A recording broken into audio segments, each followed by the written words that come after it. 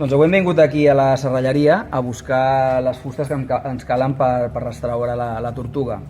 Un dels debats que tenim és la fusta que fem servir per la part més dura de la barca, i estem parlant de la roda de proa i potser els medissos, i és el que estava comentant ara en Musa, que estem buscant quins taulons ens poden fer el servei per la peça que hem de reconstruir. Una opció és el roure, que és aquesta fusta d'aquí. No, ha de ser-ho.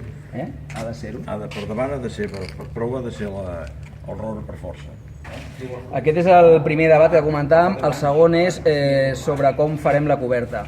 Tenim un debat obert que és utilitzar la coberta que està actual de la barca i que serveixi com a suport per una plataforma, per una coberta que posaríem d'una fusta més prima, de fusta tropical. És a l'IPE i anem a veure l'ara. A veure què és el que tenim.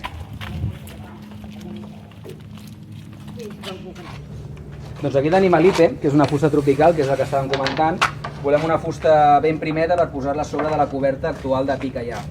Una de les opcions seria aquesta, que és una partida que va desestimar algú, no sabem el motiu. El que estem pensant és agafar aquesta fusta, D'una fer-ne dues. exactament com diu el Musa, la tallaríem per la meitat i la treballaríem per fer dos llistons, que quedarien molt primets per afegir poc pes a la coberta de la barca. És una opció. El cipo és la fusta que en principi estàvem escollint per fer el mirall de popa. Vale?